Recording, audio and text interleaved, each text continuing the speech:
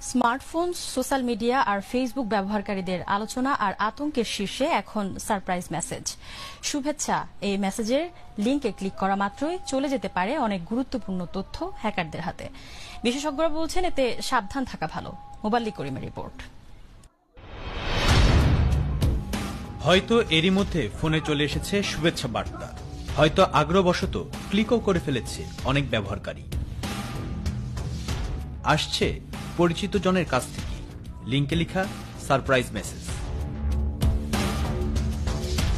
এই মেসেজের মাধ্যমেই মূলত ভাইরাসযুক্ত লিংক ফেসবুকে ছড়িয়েছে হোয়াটসঅ্যাপেও।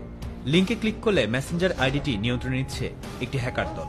এটি আসলে এক ধরনের সফটওয়্যার যেটি মোবাইলের ব্রাউজারে ইনস্টল হয়ে যেতে পারে। এই ধরনের ক্ষতিকর সফটওয়্যারকে ব্রাউজার হাইজ্যাকারও বলা হয়। এটা খুব বেশি ক্ষতিকারক না। যারা এটা তৈরি করেছে তারা কিছু মনিটরি ইনকামের জন্য তৈরি করেছে। সন্দেহজনক লিংকে ক্লিক না করাই ভালো বলছেন বিশেষজ্ঞরা। নতুন বছরের শুভেচ্ছা যেন কারো ব্যক্তি জীবনে উদ্বেগের কারণ না হয়, তাই কাউকে অপরিচিত এই লিংক না পাঠানোই ভালো। মোবাল্লিক করিম, মাই টিভি।